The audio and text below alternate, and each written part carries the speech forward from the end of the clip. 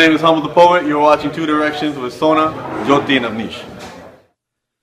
Not the first to do it, not the best to do it, but I'm blessed to do it. Invested everything that I possess to do it. What it cost and what it paid, I ain't got a clue. But I'm seeking forgiveness more than permission these days, and I guess that's gotta prove. Thank you very much for being on Two Directions today. Thank you for having me. Now, you've done a huge amount in your career so far. I mean, you've got some amazing, inspirational sort of music that's out there, whether you call it rap, whether you call it hip-hop. You've got Blue Star, which was very touching, but you've also done some comical things like Mordney with Superwoman. Yeah. What is it that sort of pushes you and drives you to do the music that you do? Well, Mordney specifically was my DJ telling me that my music was too boring to play. And I just kind of said to him, you know, I can play the fun stuff too. And he's like, well, how come I never hear you rapping on something like Mordney? So we whipped it together in 10 minutes, and everyone really liked it. And we were going to shoot a little iPhone video for it. And the more people that heard it, they're like, no, we got to step up production. And it turned into this huge production for a 45-second song. And where you think you're going, love? All dolled up, bling bling, and you're showing off. Harder than a summer fling fling, got me going off. Wanna get your number ring ring, but you throw me out. You look like a zombie, skinny from the top, big bottom, keep moving. Losing for me's an illusion. A brown boy, baby, we don't blush, we too cool, man. I like the way you grooving. Loosen your hips so I can get a grip and cruising, oozing. Her body start diffusing. Sweat drips, tongue tips, run your lips like ooh. It's just things kind of come organically. It's not like we plan things out. Yeah. And that just the timing worked out really well, because we recorded the song, and then I went to a party that was hosted by Superwoman. Yeah. That was featuring PMC. So I got to meet both of them at the same time, played them both the song, they both liked it, and the rest is history. So you've also got your debut book coming out, an album called Unlearn. Unlearn just came out. The book just came out. The album's going to be out in a couple months. But yeah, the book Unlearn, published it in the middle of March, and it just details all the things that I've been learning in the last couple of years. So you said you had a quote where you say you learn, you unlearn, and then you learn again. You relearn. The new literacy in the 21st century is to learn, unlearn, and relearn. Yeah. And I think what it is right now with media and advertisements is they plant ideas in our heads, regardless of whether they're good ideas or bad ideas. And what we need to focus on is, instead of putting more ideas on top of that, we need to focus on scrapping the ones that aren't relevant to us before we can let the new ones in. Now, you've got a huge amount of hip-hop tracks, you've got inspirational words on Tumblr, on various social media. Out of everything that you've done so far, what would you say is your one line that you would say is your favorite out of everything? One line that I say is my favorite? Just one line. I think the theme that I've kind of pushed to, I have a line in the new song where I say, grind of an immigrant, shine from my immigrants. So pretty much, when I was younger, one of my friend's fathers kind of sat us all down. He just kind of explained, he's like, we came to this country with nothing and we built something with it. Yeah. If you guys took that same work ethic, and with what we've given you, you guys, there's no limits in this world. You've also got a rap about that, which you Life of an Immigrant. That's about my father and his journey. Oh, wow. Yeah, because he's a overeducated caddy.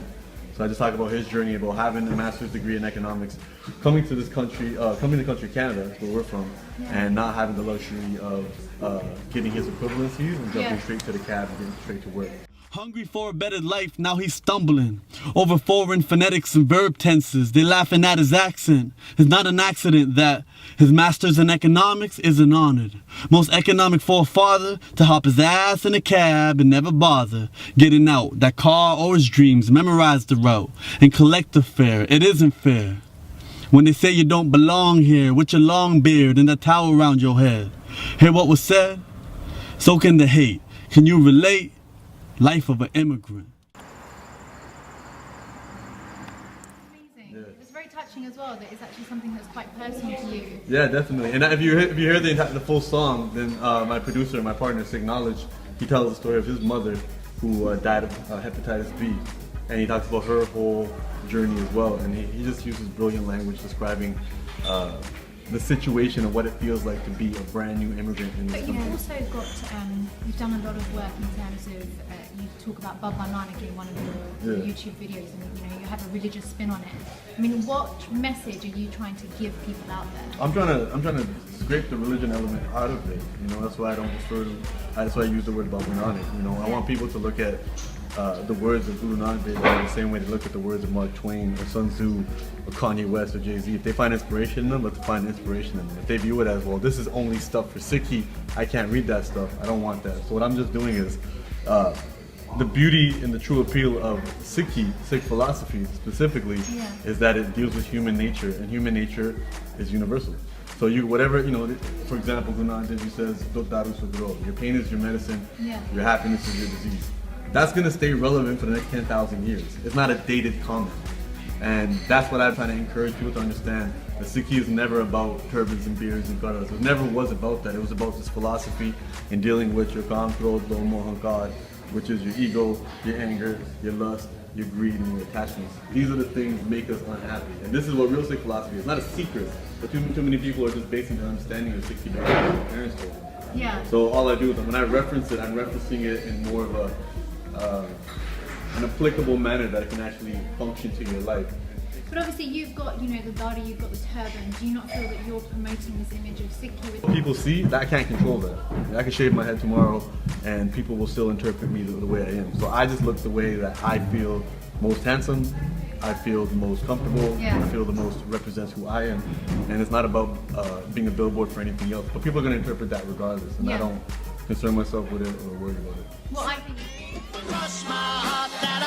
Flood the city like the levees broke. Spoke heavy, tell my tongue's a sweaty soak. We ready, folks, you ready? Know that a petty flow is steady dough. Rising crust, chains, fames, lames, make it rain like confetti throw. I think you've got a fantastic image for everyone that's out there, and I think you're doing an amazing job promoting your music and what you do. Hello. Hi, sorry, it's Avneesh. It's the second part of the interview. It was just a bit more snappy, but I thought I'd get some of your tastes. Favourite director? Favorite director right now? Yeah. Dead or alive, but... I don't even know him by name. I'm just trying to think who my favorite director is. I like Spike Lee. Spike Lee. Or the other dude, Wes Anderson.